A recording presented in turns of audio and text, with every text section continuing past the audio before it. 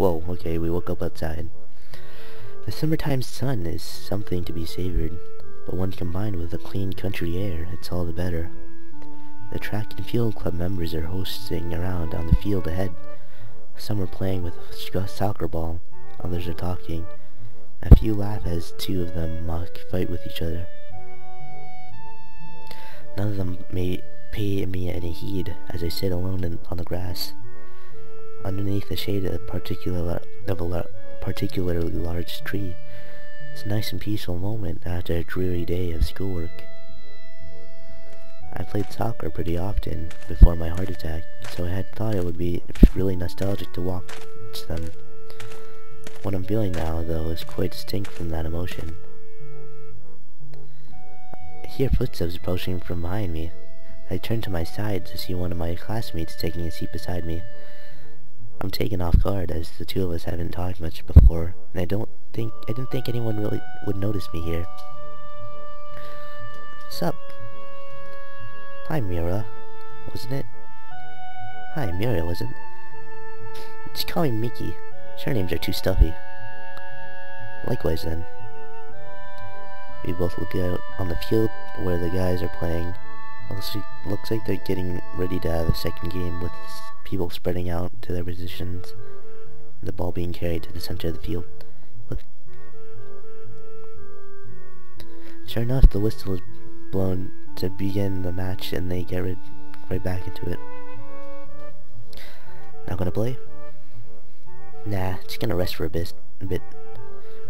I noticed she's wearing a tie instead of the bow that girls usually wear, which gives off a tomboy, I think.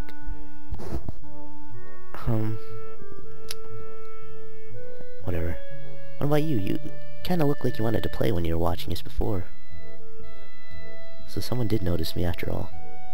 It's kind of a long story. Her face says I've piqued her interest. I haven't Yamaku before because I've got a heart condition. I can't really play soccer anymore. Oh jeez, you're just telling everyone now. Wanted to be a soccer player, didn't you? Nah, I only really did it for fun. My friends played it, so I played it as well. Any of those guys playing around could have been me before my accident, but I don't feel like I have any real wish to go back to that, either. It's a little hard to explain. I'm still decently physically built from the days when I played. Even if my strengths largely left me by now, I got on well with the other club members. When I think about it, I should feel pretty bad watching people play when I can't anymore, yet I don't. Maybe it's a good thing, a sign that I've gone over it and that I'm ready to become a new person. Sorry, I'm kinda rambling. It's so cool. It's cool. I'm actually glad to hear that. It sounds like you really had stuff together. Really have your stuff together. Some of them that come to Yamaku were pretty messed up at first. So you're a member of the track and field club then? Yep. It's been it since I first arrived. Don't suppose you're friends with Emmy. A short, fast runner, no legs. I don't think there are that many female track and field members. Haha, Emmy. Everyone knows her, don't they? But I tend to get on with the guys. Get on better with the guys. So me and Emmy don't really talk much. Anyway, what about you? Ah, well, I'm not really in any clubs. Real clubs, anyway. You've been hanging around with Nako and that blonde Amazon, though, right? Ooh, blonde Amazon. Supposedly has the height to fit the description, if nothing else. I nod in response without making too fine a point of things. And don't worry about it. As long as you got some friends, you don't need to join a club. A loud whistling from the field attracts our attention. One of the players is on the ground clutching his leg, and the other stopped play to jog up to him, leaving Mickey grimacing. My leg! Ouch, that hurt. That looks painful. That guy really has bad luck. As she continued to look out onto the field, I can't help but being reminded of her own injuries. Her left arm, ending in a stump rather than a hand, has been bandaged up for the entire time I've been in Yumaku, and her injury doesn't seem to be that new. She turns to talk to me again and catches me looking. Both of us sit in awkward silence as she takes her bandaged arm and holds it to her lap with the other remaining hand. So sorry, I guess I'm still a bit... It's fine, really. Her tone is light, but neither of us say anything afterwards. Every disabled student here has their own way of dealing with their own problems, and some finding their conditions troublesome is only natural. I'm included among them after all. The injured guy for the soccer game manages to get onto his feet with some help and ends up hobbling off to the field with one arm over the shoulder and another for support. Probably just pulled a muscle if he still can manage to walk. The whistle blows again and the game continues once more with one less man on the field. Hanging out with Hanako and that blonde girl, you keep some pretty strange company. How so? It's just that Hanako's kind of, I don't know, shy? No, it's not really that. It's just she got some issues, I think. I can't really put it in a nice way. Not that I don't think she's a nice person, though. She's perfectly fine. Just hard to deal with. It sounds like Miki, or at least some of the other people in class, have tried to get closer to Hanako in the past. That didn't go too well. I think her judgment is rather harsh, given that everyone, not just those in Yumaku, have their own issues, and then again, I haven't known of Hanako for that long, so it wouldn't surprise me if there was some stuff I didn't know about. I'll just take it as it comes. She's a nice person, and I think that should be all that matters. Miki's eyes narrow a little, and her smile spreads. You really like her, don't you? Miki certainly doesn't mince a word. Well,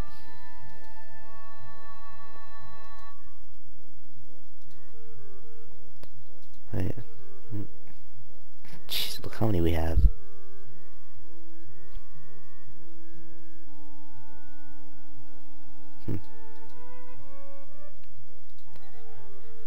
Deny it for a minute.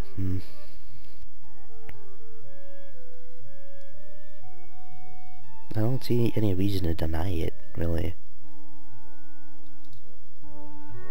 To be completely honest, yeah, I do. I'd really appreciate it if you didn't tell anyone. Hey, whoa, you can trust me, no problem there. Why do you even care if anyone tells, like, everyone knows? Oh, well, maybe. To be honest, I think it's kinda cute. If you wanna go for it, don't let me stop you. Ooh, going for it. Going in. Thanks. Shame you say that, but she was just talking about Hanako's issues. Still, I want to hold myself to those words. I said Hanako's problems don't matter. I'll deal with anything that comes up because I want to help her. Anything that comes up, If there's even the smallest possibility that I can pull Hanako out of her depression and seclusion, I should work towards that, no matter what. If she needs a prince, then I'll be that prince. Damn. As I think about the possibility of a relationship, I can see Miki grinning at me while washing my face. I'm no doubt blushing, but looking away from her only makes her laugh.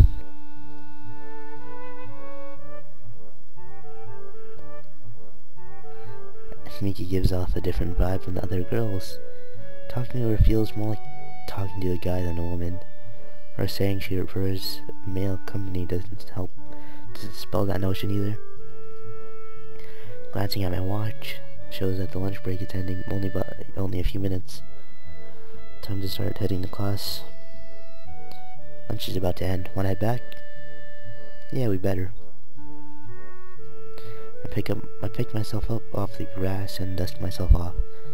Offering the hand to Miki to help her up, she takes it and easily pulls herself up, showing the muscle moving in her toned bare arm in the process. Damn. Come to think of it, why aren't you wearing the normal girl's blouse? It's too hot and constricting. The boy's uniform is way better. Anyway. This shows her arms a bit to emphasize her point, which has the side effect of showing off one particular part of the body that would especially be constricted by the blouse. Well,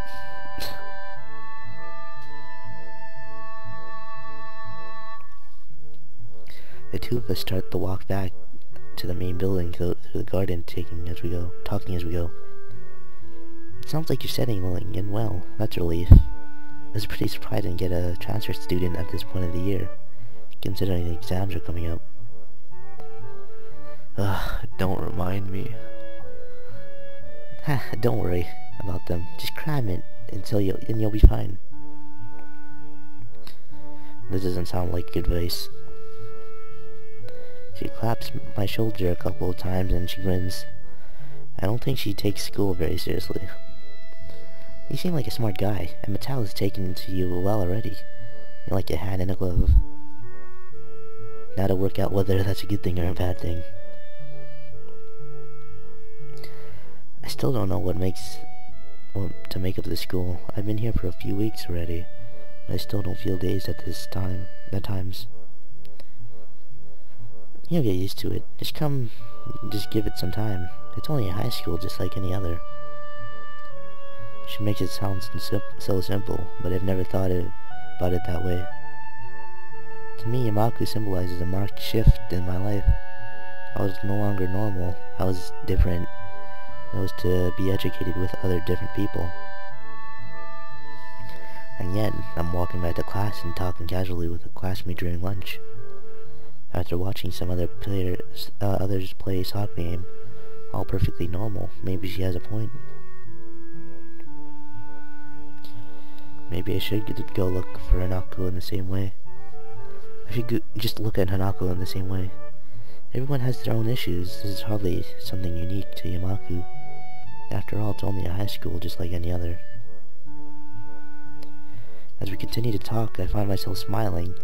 Miki and I are very different people in almost every way. But it feels good to have gotten to know another classmate a bit better. Really? Really? Huh.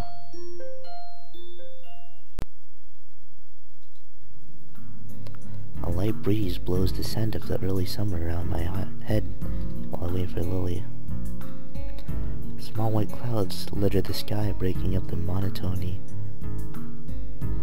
of the blue. I probably said that wrong. Sal, are you here?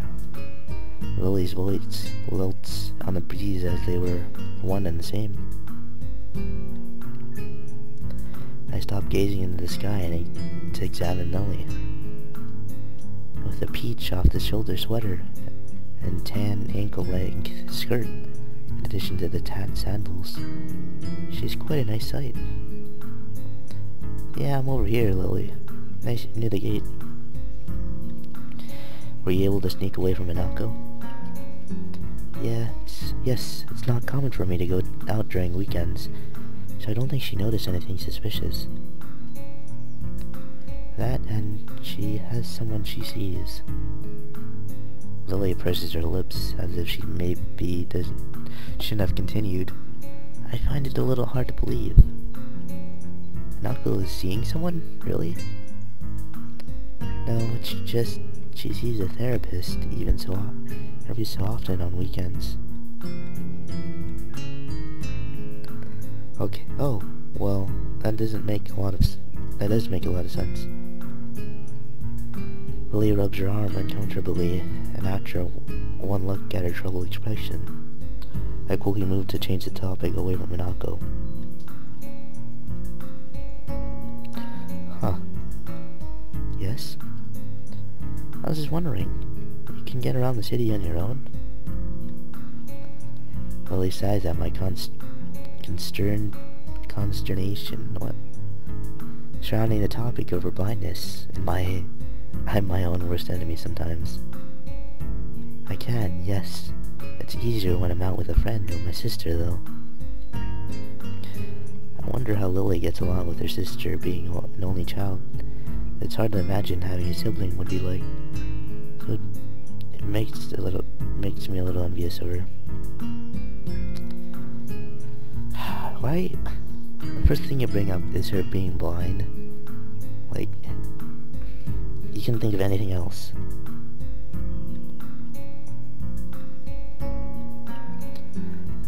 Right, well then, the bus arrives in a few minutes, so we should probably get a move on. Indeed, it is a long wait if we miss this one. With that, we set off to the bus stop on the hill. It's only a small distance from the school gate, so it's very convenient. It's a nice view from here, coming from the city. I never really got to see the scenery like this, let alone on a daily basis.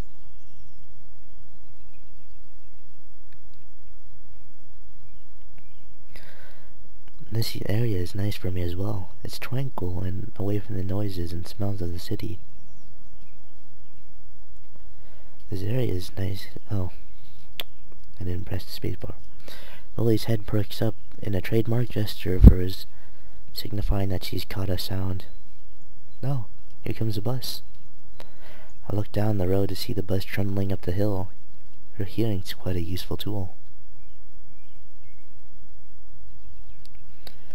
The bus only takes a short while to reach the bus stop, forcing its way up the road, and within a minute we are on our way to the city. Walking around the city, I feel a distinct nostalgia. The smell, the traffic, the tall buildings everywhere. It's a lot like my native city, save for the raised walkway. It feels a little weird, walking around the city as casually as I would walk in a park, with cars rushing around underneath me. As I'm busily pondering the engineering marvel that is the raised walkway, I get a surprise. It takes a moment for me to realize that Lily has wrapped her arm around mine, sending her cane in front of her with the other hand. Ooh. For a moment I'm startled, but I manage to keep enough of a lid on it for Lily not to notice. Well, it's not the first time Lily's relied on me for guidance. She'd only held on to my sleeve cup before. It's logical that it'd be easier for her to navigate a crowded and complex area such as a city, all securely linked, but I'm far from being as used to this kind of contract as Lily is. Finally realizing the growing silence between us, Lily waits for me to get moving. I quickly kick my brain into gear. You know, it's quite a surprise that Naoko likes to sing. Have you ever heard her do that before? I have indeed. We've been to karaoke sessions several times along with my sister. I can't say I take to the activity much, but the other two like it. Maybe Hanako doing karaoke is more fitting than I initially thought. Just her and those she knows all alone in the little room. It would give her a rare chance to let her guard down with nobody else there to judge her. Maybe it would be nice to bring her into town for a karaoke birthday party if she likes doing it. I'm not so sure. I'm not sure she would deal very well with the excitement. I move to protest, but her face shows that she's mulling the proposal over some more. It takes quite some time for her to come to a conclusion. Then again, the best thing we could do for Naoko at this point is to create some pleasant birthday memories.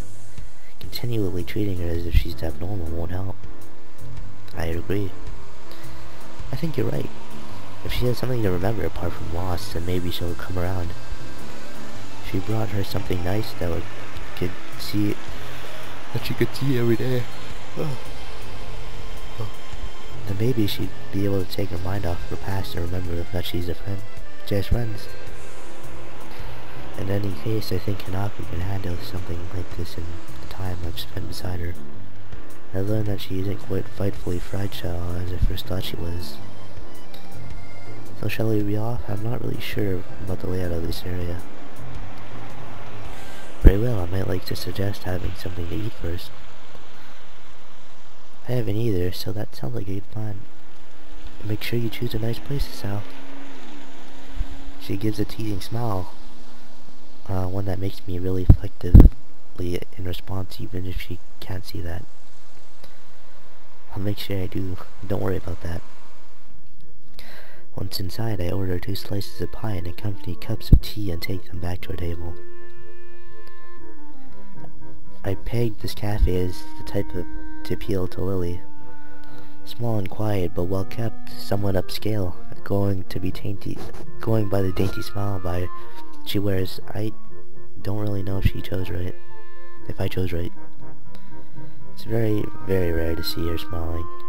It's very, very rare not to see her smiling after all. Nevertheless, I take a seat near her at one of the corners table and lay down our small meals. Lily gingerly brings her head over the slice of pie and placed in front of her, delicately taking in the aroma. Lemon pie, is it? Thank you, Isao. No problem. The tea's just next to it, so be careful not to knock it over. She nods appreciatively, but judging from the slight, sweet smile she has, the warning wasn't really necessary. I suppose the sound must have tipped her off to its position. God damn it, Isao. We both tuck into our food without further ado, both of us remaining largely silent as we do so. Lily isn't the type to appreciate the discussion while eating, and I can't say I like it either. Eventually, we finish both our meals and the last of our teacups follow in short order. Lily's the first to break the silence. That was very nice. I must say, you've chosen quite well, Sal. This is the first time I've really had much of a look around the city, so all I could really do is choose somewhere that looked nice. Damn, sorry. Fuck.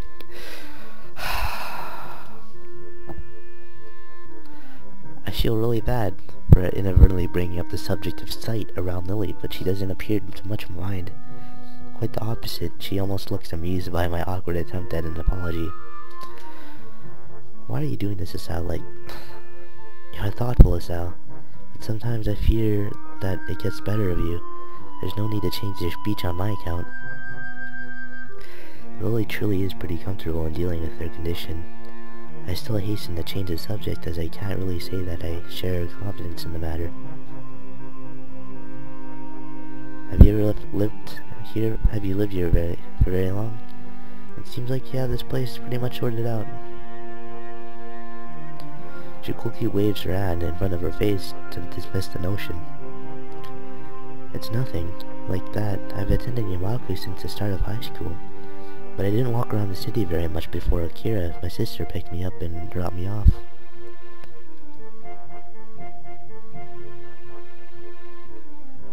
Oh right, you mentioned not living in the dormitories until recently. It's quite a surprise. I just assumed she'd be living here since entering Yamaku at the least, which would give her a few years here.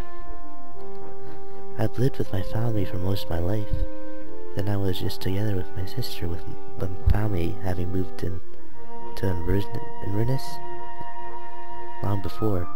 Akira working long hours, I ended up having to move. Inverness? Isn't that somewhere in Scotland? Oh, didn't I not tell you? My family currently lives in Scotland. The birthplace of my mother. My father's side is mainly Japanese, though. Huh. The question of what gives Lily her looks did cross my mind every now and again, but I never thought to ask. That answers that then. To be honest, I never guessed, considering you had no accent. I'm guessing you were born here? Full marks. I'm thankful for my heritage, though, as without it, I'd have likely not been taught English so early in my life. And what of you, Isao? What about me? She gives a moment thought. She probably should have thought of what to ask me before switching the topic. I'll go with, what are your plans for the future? be honest, I haven't much thought about that recently. After my accident and subsequent months in the hospital, enjoying my life here with you and Naoko has been enough for me. In fact, I don't think I've thought all about a future for some time now. It seems almost futile.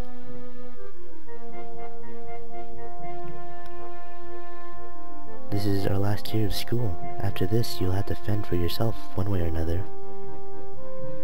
It's not like I don't know that, I just haven't put much thought into it since then. She opens her mouth to continue, but gives a small sigh instead.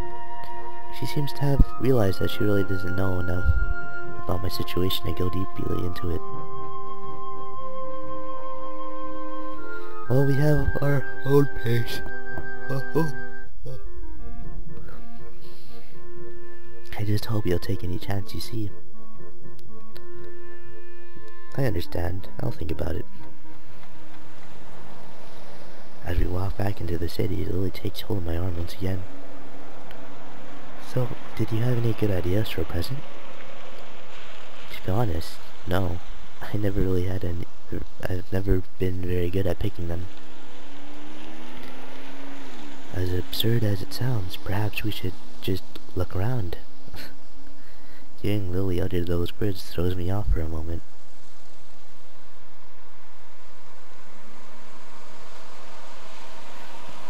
Right. How do we do that? That's just the reaction I was expecting. It's simple. You can go window shopping and just tell me what is around. If something interesting comes up, then we might get an idea. Right. I'm still not sure of this, but I'll take your word for it. I think we'll manage. Naoko, my sister, and I managed to do it well enough. With a little simplistic and rather optimistic statement, we set off into the shopping district of the city. I start describing everything I see to Lily. It's hard to think Naoko going window shopping. She doesn't feel like the type to place much stock in fashion, nor have I noticed her reading magazines or the like. In fact, all I've really seen her do as a hobby is read books.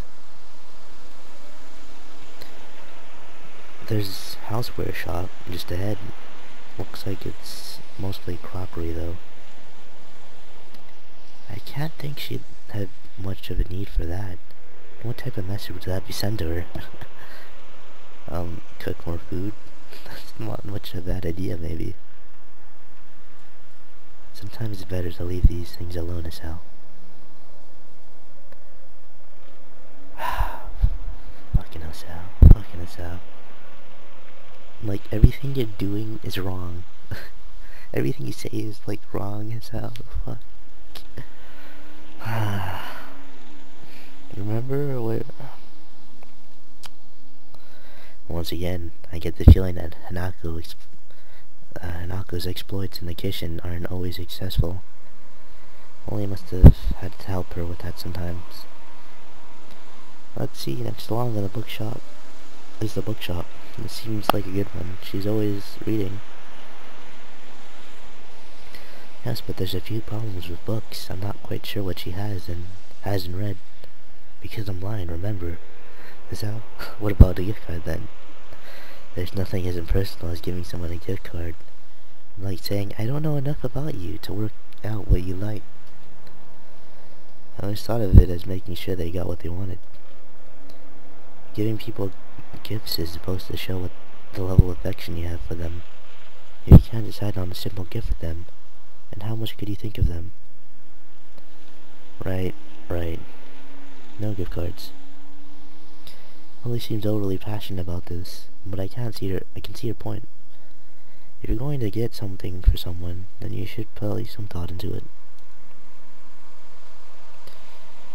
If you want to get something for Hanako that reminds me of us every day, then what good is a gift card? In that case, what did you get Hanako last year? A porcelain doll. I thought if she had someone to talk to, it might help her ease their pain. A doll isn't ever going to criticize her after all. So, should I be looking for a doll shop? If you could be so kind, keep a lookout for one, I would be grateful. Sounds good to me, though I wish you'd mentioned it earlier. What if I did that? Then you wouldn't have started thinking for yourself, would you? Once again, Lily has a point. My brain is currently analyzing every story past, though, for gift options. If Lily had mentioned a doll shop to begin with, I wouldn't have thought of anything else. I wander through the city streets, but seem unable to find anything that resembles a doll shop, or anything that I consider a fitting present. The simple act of searching is starting to clear my head. The events of last week are starting to fade away. I'm looking forward to giving an awkward gift, if I can find one, that is. This is hopeless. I thought we'd be able to find something in the city for sure. I'm sure we walked down the street at least once before. That almost sounds like you're giving up, Sal. Not, but it's a lot harder than I thought. Try not to be so restricted in your thinking. Maybe we should actually go into some shops and have a look around. That might work. I've never really been good at window shopping. Lily and I circle around the city streets once more, popping into stores to catch their attention. In the end, though, nothing comes up as especially appropriate. Hanako tastes are often quite hard to pin down at the best of times, thanks to her intensely private nature, and those tastes we do know are hard to accommodate. Maybe take a break for a minute. I'm a bit exhausted. I agree and leave Lily to rest against the railing, while I go get a couple of drinks from a nearby vending machine. After walking up to the vending machine and grabbing myself some lemonade, I find myself at a bit of a loss. Not really knowing Lily's taste, I decided to take a guess and grab something that was a little girly, but not too weird. Strawberry flavored milk. What? Back. I walked up to her and placed the carton into her outstretched hand, making sure she had a grip on it before letting go. She fills out its contours before opening it, and taking a very tentative sip, her appropriate smile afterwards telling me I made the right choice. We both rest and have a quiet drink for a few minutes. Jeez, her phone again. A familiar soft ringing begins to sound from Lily's side. She quickly approaches her as her hand goes into her pocket, pulling out her mobile phone. Do you mind if I take this? It's fine, don't worry. She nods to me and thanks before turning away and flipping the phone open, bringing it to the side of her face as she picks up the call. Going by the tone of Lily's voice, the person on the other end is no doubt some friend or another. I tune out their conversation pretty quickly as the snippets that Lily says makes it sound like a little more than gossip. Without much else to do, I find myself watching Lily. She really is a pretty girl, which would hardly hurt her popularity in school. It's interesting just how much Hanako and Lily contrast each other in both personality and appearance. For a few minutes I just lean back and drink, watching her.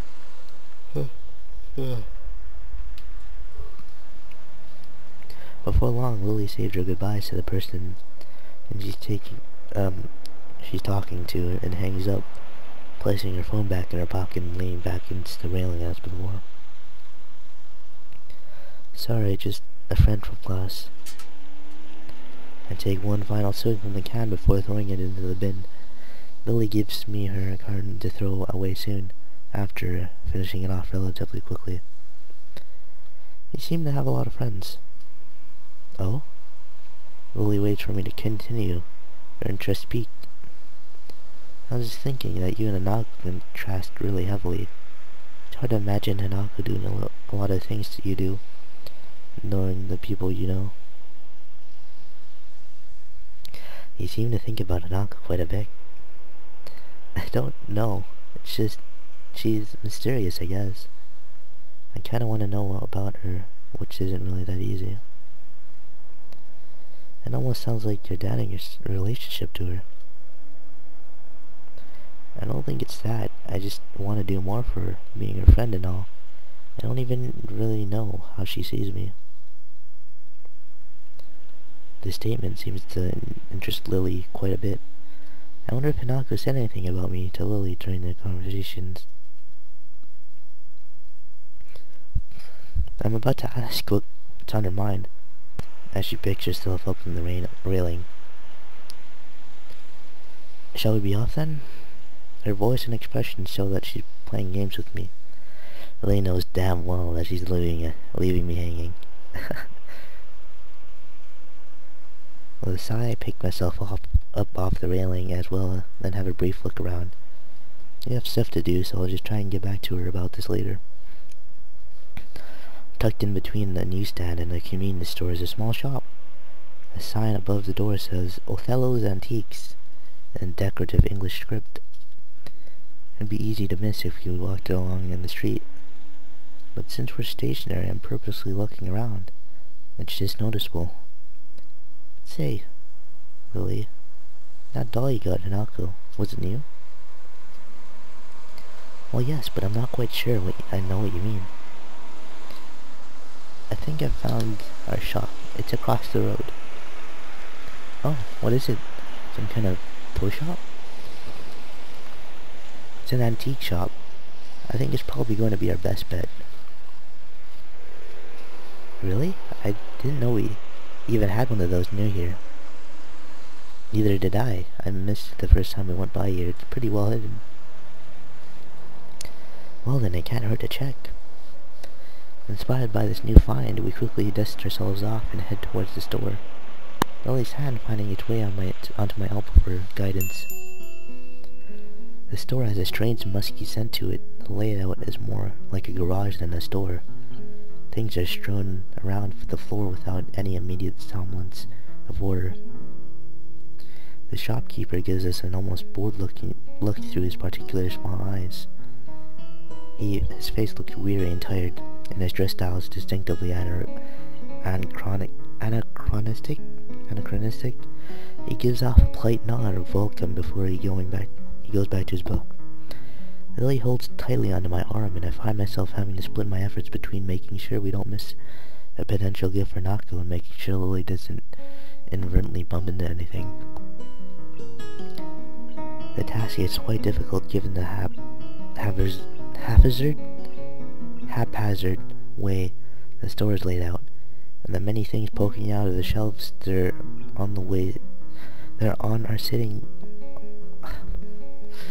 on or sitting on pieces of furniture. But eventually we safely arrive at an old desk just covered in dolls and teddy bears. I think this is the right place. There's pretty much every kind of doll you could imagine here. That should make the choice much simpler. Could you please pick one for me, Estelle? I had a feeling it would come to this. I pictured Hanako in my mind and tried to imagine what kind of dolls before me would suit her the best. My eyes wandered across the collection. Each one is as exquisite as the one before it. The sheer number of styles is boggling, but eventually one catches my eye. Here, what about this one? Have a look at it. I pick up... Oh god, my chair, please. I pick up a small porcelain doll that looks to be at least somewhat affordable. Dressed in a Victorian-era green dress with a light brown hat sitting on top of its blonde hair, it looks a little like Lily.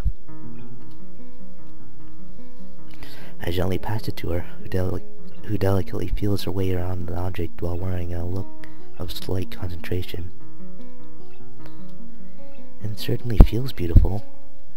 You think it would suit Hanako in your opinion? I think it could look good in her room. In that case, I trust your judgment. Will you be getting her something as well, or shall this be a shared gift? I'm not sure. I think I should get her something myself, but I don't think getting her another doll is such a good idea. Maybe I let my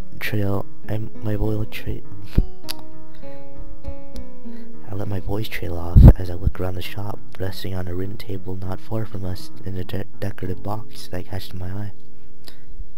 Wait here, I think I found something. My, that was fast.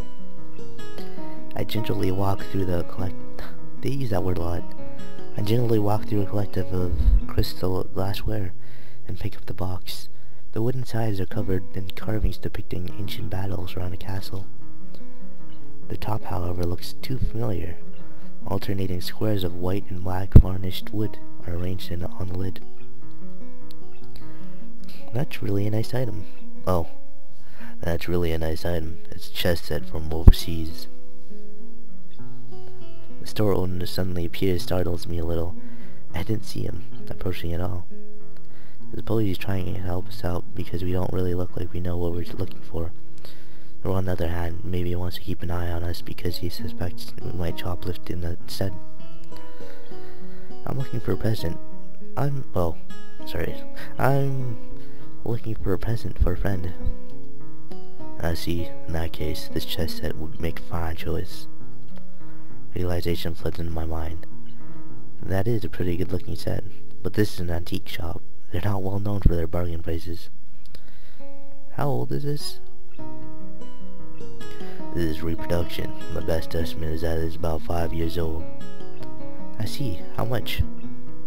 He thinks a little before telling me, which is slightly disconcerting. I'll let you take this from that 7,000 yen.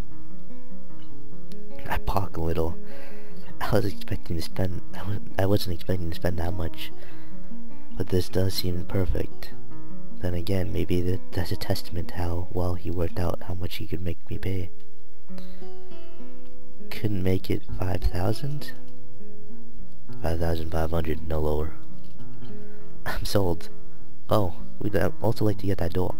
The doll.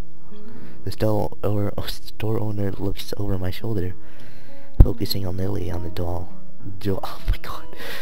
His eyes narrow and he visibly takes a moment to switch mental gears. In the process, his smile slightly drops slightly. I guess that means not everything in the store is reproduction. Are you quite sure you want this doll, miss? I trust my friend's judgment. I see. No offense. None taken. If you could please wrap it up for me, it'd be appreciative. Oh, yes, of course. But it's 20,000 yen.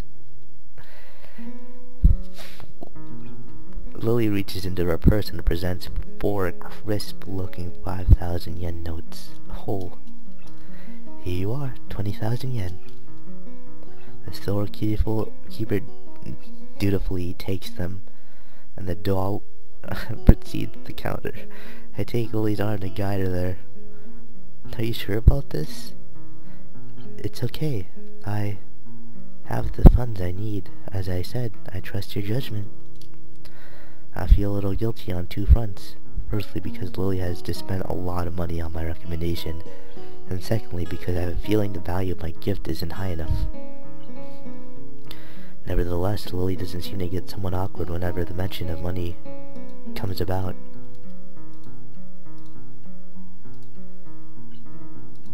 I hand the shopkeeper my present and the money for it in turn.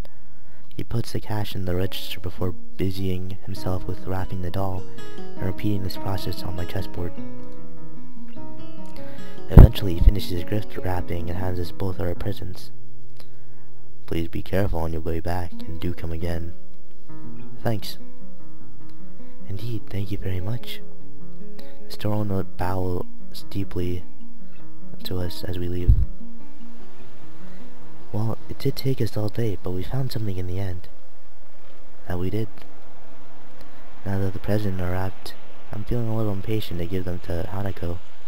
It's a common reaction to buying gifts, and wanting to see the reaction of the receiver as they discover what it is. As part of me wants to return to Hanako, just to confirm her condition with my own eyes. So, should we head back? Yes, let's. We've done a lot of walking today, so I shan't mind taking a rest back at the dormitories. Lily's right. Now that the need to find a shop is over, my legs are feeling quite tired. I'm surprised you haven't had a heart attack, Sal. Well then back to the school for us. I'm looking forward to resting for a bit too. Lily holds out her arms, and I link mine with hers. Together we make our way back to the bus stop.